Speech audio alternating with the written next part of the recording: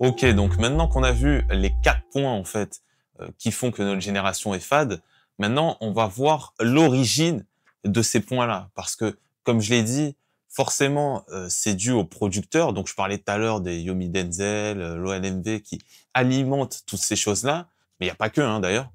Mais c'est forcément aussi dû aux consommateurs. S'il y a des producteurs, c'est qu'il y a des gens qui consomment. Donc pourquoi est-ce qu'on est comme ça? Donc on va voir ça en 3 points. Donc le premier point, on est comme ça parce qu'on est à l'ère en fait d'une industrie du tout facile. Donc j'en parlais tout à l'heure, c'est l'industrie des 3 astuces, des raccourcis pour les secrets. Tout à l'heure là encore, j'ai encore vu une vidéo, les secrets d'un millionnaire ou je sais pas quoi. Donc on est vraiment à l'aube, même pas à l'aube parce que vraiment je pense que c'est plutôt à l'apogée même. Ça fait un bon moment que c'est comme ça. Donc, on est vraiment sous cette ère d'industrie du tout facile où on cherche les maxi-outils, vraiment comme dans Mickey, les maxi-outils, les petites astuces qui vont nous permettre qui vont nous faire que. Sauf que il faut partir d'un principe de base, en fait, pour éviter de se faire douiller à ce niveau-là. Les amis, comme je l'ai dit précédemment, si c'est facile, c'est qu'il y a une douille. C'est ça le concept de base. Si c'est facile, c'est qu'il y a une douille. Parce que les gens qui vous vendent ça, ce truc-là du facile, eux-mêmes, comme je l'ai dit précédemment, ils ont dû galérer pour en arriver là. Donc c'est pas facile. C'est pas facile. Si c'est facile, c'est que forcément, soit vous avez mal compris l'information qu'on vous donne, soit le type en face de vous, il est en train de vous embobiner. C'est pas facile, les gars. C'est pas facile de s'accomplir. C'est pas facile déjà même de faire, de réaliser des vidéos, de s'exercer. C'est pas facile. C'est un exercice qui est long. Le chemin il est difficile. Vous allez passer du temps seul. C'est vraiment, vraiment, vraiment pas facile. Quoi que vous fassiez d'ailleurs, que ça soit dans le sport ou autre. Et ça, cette industrie-là, ils ont capté en fait que les gens, ils voulaient des raccourcis parce que c'est beaucoup plus vendeur et comme je l'ai dit tout à l'heure, ils se nourrissent de vos peurs. Donc ils répondent à cette problématique-là, à la peur que vous avez et donc c'est grâce à ça en fait qu'ils génèrent de l'argent. Et donc je disais, cette industrie-là du facile, elle est surtout alimentée par un phénomène dans notre cerveau. Donc ce sera notre second point, en vrai qui est lié, on peut dire même le 1 bis, le 1 prime. Heu, En fait, notre cerveau, on est vraiment à l'ère aussi de la culture de l'instantané. Et donc la culture de l'instantané, c'est vraiment lié au phénomène, dans notre cerveau par rapport à la dopamine. Donc la dopamine, ça j'imagine que vous savez ce que c'est, si vous êtes sur cette vidéo. C'est très probable que vous en avez déjà entendu parler, en long, en large et en travers, donc je vais pas, redétailler ce que c'est. Même si, pour le coup, les gens n'ont pas une définition assez précise, parce qu'il y en a, j'entends, ils se disent: «C'est la molécule du plaisir». Bah, c'est la molécule, super, gros, tout est molécule, ça c'est une molécule, là il y a des molécules, qu'est-ce que ça veut dire, c'est une molécule? Donc non, la dopamine, c'est un neurotransmetteur. Donc si c'est un neurotransmetteur, ça veut dire que c'est quelque chose qui est sécrété par nos neurones pour transmettre une information. Donc c'est absolument rien de mauvais. Ça transmet, comme vous le savez déjà, j'imagine, les informations liées au plaisir, à la motivation, aussi au mouvement. Donc c'est un neurotransmetteur très important pour l'avancée de tout à chacun. Mais surtout, en fait, le vrai problème dans cette culture de l'instantané, c'est que cette dopamine, c'est pas le message qu'elle transmet, c'est plutôt la cadence. C'est-à-dire qu'elle est déréglée. Heu, on est vraiment très, très mal habitué aux choses, comme j'avais dit, c'est lié aussi au fait à l'impatience, au final, hein. En vrai, tout se rejoint un peu parce que on est tellement dans une culture et dans une ère où les choses vont tellement vite que, en fait, on a du mal à apprécier les chemins longs. Donc, on prend même dans nos modes de consommation, classiques, c'est-à-dire que vous allez sur Netflix, vous avez accès à des milliers de films, vous pouvez les regarder rapidement. Amazon Prime, vous commandez, ça vient en moins de 24 heures. Uber Eats, toutes ces choses-là, tout va très, très vite, en fait. Tout va beaucoup trop vite, ce qui fait que notre dopamine et notre sentiment de satisfaction, il s'active à un niveau de rapidité et d'exécution qui est très élevé. Et dès lors qu'on fait face à des projets où il faut créer, où il faut perdurer, il faut voir sur le long terme, ah ben forcément on ne sécrète plus autant de dopamine ou ou en fait on en sécrète, vraiment moins quoi, oui, en moindre quantité. Donc c'est là où nos circuits sont déréglés, on ne voit plus nos projets sur 1 an, 2 ans, comme pouvaient le faire, soit nos parents, ou les générations précédentes justement qui étaient moins sujets à ces modes de consommation-là. Mais on voit des projets sur, 2 mois, 3 mois, 4 mois et si ça marche pas, hop, on remballe. Sauf que les gars, même si les modes de consommation ont changé, le jeu reste le même. Le jeu reste le même. Il y a des choses qui prennent du temps. Il y a des choses, voilà, vous pourrez pas les aboutir au bout de 3 mois, au bout de 4, 5, 6 mois, vous pourrez pas savoir, en fait. Et il vous faudra avancer. Donc bien sûr, pendant ces temps-là, il faut pas non plus se leurrer, hein. Vous allez pouvoir voir des choses, avoir des résultats et analyser, hein. Vous faites pas 6 mois dans le vide. Soyez pas complètement, voilà, complètement débile. Faites pas 6 mois dans le vide, 0 résultat et vous dites: «Non, mais je vais continuer, je vais continuer». Non mais voilà, il faut évidemment avoir un juste milieu, mais il faut prendre conscience qu'il y a des choses qui prennent du temps, voilà, tout simplement. Donc ça, c'était le premier point. OK, l'autre point que je voudrais aborder maintenant, c'est, les faux modèles. Ça, c'est vraiment quelque chose qui gangrène notre génération, mais c'est une dinguerie. On est gangréné par des faux modèles, des faux exemples, des gars qui auraient généré des millions en 1 mois, changé leur vie comme ça en instantané. Il y en a tellement, tellement, tellement et en fait, ce qui est, terrible, c'est que c'est si facilement réalisable. On réalise pas à quel point c'est facile déjà, de un de pouvoir truquer les résultats et faire semblant. Donc déjà, il y a ça aussi. Il y a ceux qui font semblant.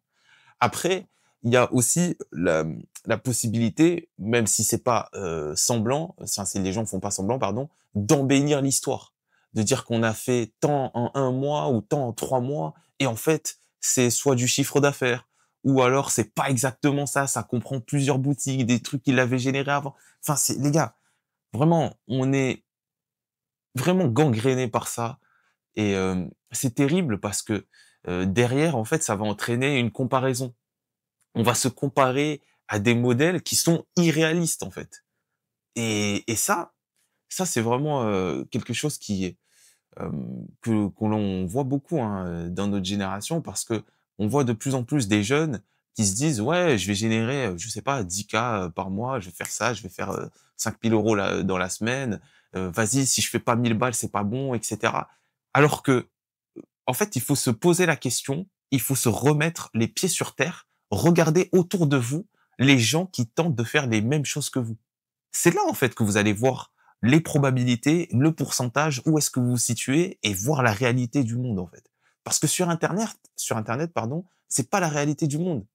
Sur internet, on vous vend à chaque fois, la finalité, mais on vous vend pas le processus.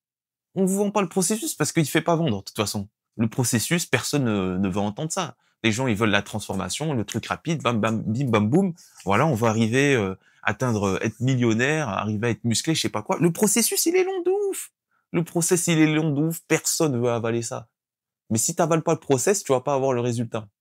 Donc, il faut se méfier vraiment sur Internet, éviter de se comparer à des gens qui ont des situations qui n'ont soit strictement rien à voir avec la nôtre, qui peut-être avaient tel contact ou tel moyen, par rapport à nous ou qui n'ont peut-être pas fait, qui ne sont pas passés par le même parcours. Donc éviter de se comparer à ces gens-là, qui, sont des faux modèles, en fait. Soit des faux modèles, comme je l'ai dit, parce qu'ils mentent, soit des faux modèles parce que nous-mêmes, on a une mauvaise analyse de, ce qu'eux diffusent, en fait. Du coup, on modélise quelqu'un ou quelque chose qui correspond absolument pas à l'endroit où ils sont passés. Donc ça, c'est vraiment un des points, qui est, pour moi en tout cas, principalement, à l'origine de tous les problèmes que j'ai cités précédemment, et de tous les symptômes, en fait. C'est vraiment cette comparaison avec des modèles qui sont aberrants. Moi, à chaque fois, pour éviter ça, moi, je prends à chaque fois l'exemple de sportifs et les sportifs de haut niveau, c'est toujours la même chose. Que ça soit des Zidane, des Michael Phelps, Michael Jordan, tout ce que vous voulez, c'est des types qui ont été dans le dur. L'histoire, elle est toujours pareille, en fait. Donc, en fait, je ne m'entends pas, pardon, à ce que moi, ce que je veuille mettre en place soit facile, parce que je sais que non. Je sais que non, c'est pas comme ça en fait. Voilà. Mais sur Internet, si vous vous basez sur des gens sur Internet, vous allez très rapidement en fait, vous risquez pardon d'être assez rapidement déçu et de générer pas mal de frustration sur ce que vous faites. Donc vraiment ça c'est quelque chose à éviter. Donc maintenant, on va voir en dernier point comment on va pouvoir éviter de tomber dans ces pièges-là. En fait, comment éviter ces problèmes-là qui nous bousillent de l'intérieur, qui nous tuent. Donc, comment éviter tout ce bullshit que Internet nous donne? C'est parti, on va le faire en 3 points. Donc, le premier point, vous le connaissez, on en parle partout, on en parle tout le temps, mais je pense qu'on n'en parle jamais assez. C'est la discipline. La discipline, voilà, discipline au-dessus de la motivation. Pourquoi discipline, on dit que c'est au-dessus de la motivation? Les 2 sont nécessaires, hein, attention, ne vous trompez pas, mais visez plutôt la discipline parce que c'est en visant la discipline que vous allez développer la motivation. Ou alors avec la motivation de départ, vous allez ensuite la stabiliser votre projet sur la discipline. Et vous pouvez tout à fait démarrer des projets sans aucune motivation, juste avec de la discipline. Ça, c'est clairement possible. Parce que si vous attendez la motivation pour faire les choses, le véritable problème, en fait, c'est que vous maîtrisez pas. Vous contrôlez pas à quel moment vous allez être motivé, démotivé ou quoi. Et ça, c'est pas, cette instabilité-là, elle est pas, c'est pas quelque chose qu'on peut souhaiter, qu'on souhaite, en fait, pour un projet. Surtout si on le voit sur le long terme. Et ça nous amène d'ailleurs sur le deuxième point, qui est la vision. Voilà, la vision de votre projet, au lieu de le voir sur 3 mois, vous voyez sur 1 an, 2 ans. Voilà. Est-ce que vous savez peut-être pas ce que vous voulez faire d'ici 5 ans, qui est-ce que ce que vous voulez faire exactement, mais vous savez sûrement ce que vous voulez être. Vous dites: «Ouais, bon, j'espère, plus tard, dans 5, 10 ans, je sais pas, j'aurai une villa, avec tel truc» et au-delà même des biens, c'est, comment vous serez, quoi. Moi, je serais quelqu'un, je sais pas, quelqu'un de fort physiquement, quelqu'un de pieux, quelqu'un d'intellectuel, et cetera. Et à partir de cette vision-là, du long terme, en fait, vous faites un rétro-planning. Vous partez de qui est-ce que vous voulez être il y a 5 ans et vous remontez. Vous dites: «OK, moi, j'ai envie d'être, par exemple, quelqu'un de pieux. OK, donc si je veux être quelqu'un de pieux, par rapport à là où j'en suis aujourd'hui, il faudrait que je lise les livres. S'il faut que je lise les livres, OK, donc il faut que je lise les livres, mais en même temps, il faut que je prie régulièrement». Donc vous remontez comme ça. Et vous faites ça pour vous-même et pour vos projets, en fait. C'est comme ça que vous allez développer une vision, sur le long terme qui va être solide et stable. Donc ça, c'est un des deuxièmes points qui va vous permettre d'éviter de tomber dans le bullshit de, des business rapides, des choses qu'on construit en l'espace de quelques semaines ou quelques mois et qui sans doute correspondent pas du tout à vos projets, en fait. Donc le troisième point, c'est le fait d'avoir une créativité qui soit structurée. Parce que si on développe des projets, qui dit projet dit forcément un appel à un certain esprit créatif, hein, en fait, parce qu'il va falloir imaginer des plans, imaginer, je sais pas, des vidéos, tout un tas de choses en fait sur votre projet que vous allez devoir développer, donc une certaine créativité. Et il faut que vous réussissiez à structurer cela dans le temps en fait. C'est-à-dire qu'il faut que vous vous accordiez régulièrement des temps pour libérer votre esprit, pour libérer votre imagination, pour être créatif. Donc il faut que vous changiez votre rapport avec le temps. C'est-à-dire que vous preniez pleinement compte, du temps à partir duquel vous vous levez auquel vous vous couchez en fait, des 24 heures que vous avez dans la journée. Donc qu'est-ce qui se passe? Comment je dois attribuer mon temps en fait? Je vais vous donner un exemple. Vous dormez 7 heures ou 8 heures, allez, vous dormez 8 heures. Vous vous levez et les 8 heures, vous savez que vous allez vous laver de 8 heures à 9 heures, vous faites le petit déjeuner, je sais pas quoi, hop, 1 heure et demie. Vous êtes OP pour travailler à 9h30. Bon, il y en a certains, ils vont en cours. On va prendre cet exemple-là. Le type, donc si vous partez en cours, vous vous levez plus tôt, mais on va dire vous commencez à 8 heures. Vous savez que entre midi et 2, souvent vous avez un peu de temps.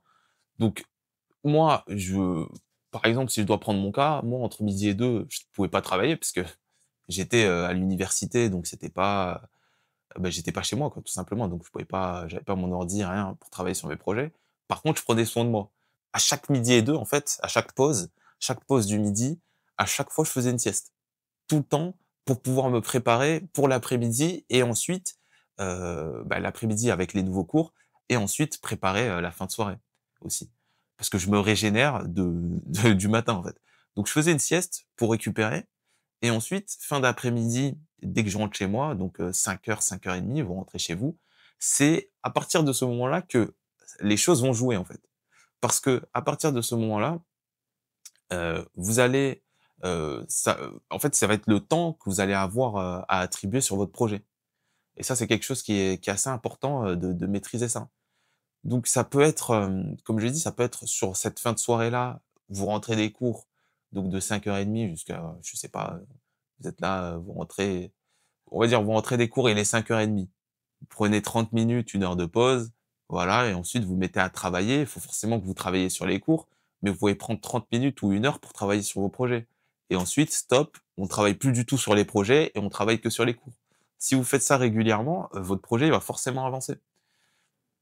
Donc c'est là où je vous dis que vous devez changer votre rapport au temps parce qu'en vérité, vous dites que vous avez pas le temps, mais on a beaucoup plus de temps que ce qu'on croit. Même si on prend 30 minutes, parfois ça peut être, le matin, hein. Parfois, moi, je sais que, des fois, le matin, je prenais un petit temps, 10 minutes, 15 minutes, j'écrivais ce que je devais faire pour ma journée, en fait. Ce qui était important à faire, à réaliser et comme ça me permettait de pas me perdre. Donc voilà, c'est vraiment un point clé, un point essentiel, c'est vraiment la gestion du temps. C'est quelque chose qui est très difficile, j'en conçois, bien évidemment, mais vous devez forcément y combattre parce que si vous gérez pas votre temps, c'est votre temps qui va être géré à votre place. Donc vous êtes obligé de combattre, en fait. Vous pouvez pas, jouer comme ça les mains à l'air et dire: «Ouais, moi je m'en fous et tout». Non, ça veut dire que quelqu'un va gérer votre temps à votre place. Ça va être les événements autour qui vont gérer votre temps à votre place. Donc je vous conseille de gérer votre temps. Prenez ça, ce combat très au sérieux. Voilà, très au sérieux, try hard, qu'est-ce que je dois faire? Voilà, là c'est entre midi et 2. Est-ce que je souffle? Est-ce que je travaille? Est-ce que voilà et bien évidemment, prenez des temps de pause. Un très bon athlète, pardon, c'est quelqu'un qui travaille très sérieusement, mais c'est quelqu'un aussi qui prend soin de son corps. Donc le temps de récupération est tout aussi important que le temps de travail. Donc prenez le temps de récupération nécessaire. Si vous sentez que vous pouvez pas travailler, ce qui arrive, et il y aura des jours vides, travaillez pas, travaillez pas. Voilà. Prenez le temps pour le lendemain.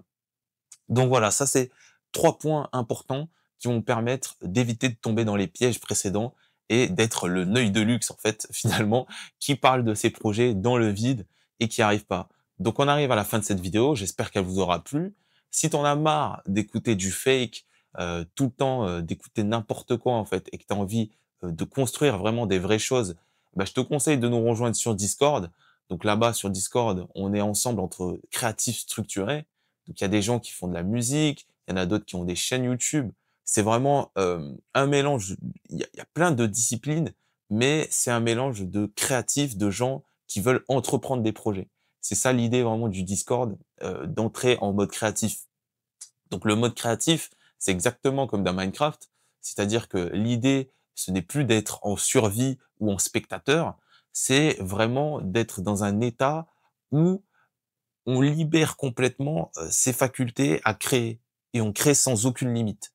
Donc c'est vraiment ça l'idée. Donc si ça t'intéresse, rejoins-nous sur Discord. Le lien de toute façon, il est dans la description. Donc voilà. Ensuite, n'hésitez pas à me dire ce que vous avez pensé de la vidéo, s'il y a des choses que vous voulez discuter dans les commentaires. Moi, j'y répondrai, je suis souvent actif dessus. Donc voilà. Donc les gars, on se retrouve à la prochaine. Prenez soin de vous et activez votre mode créatif.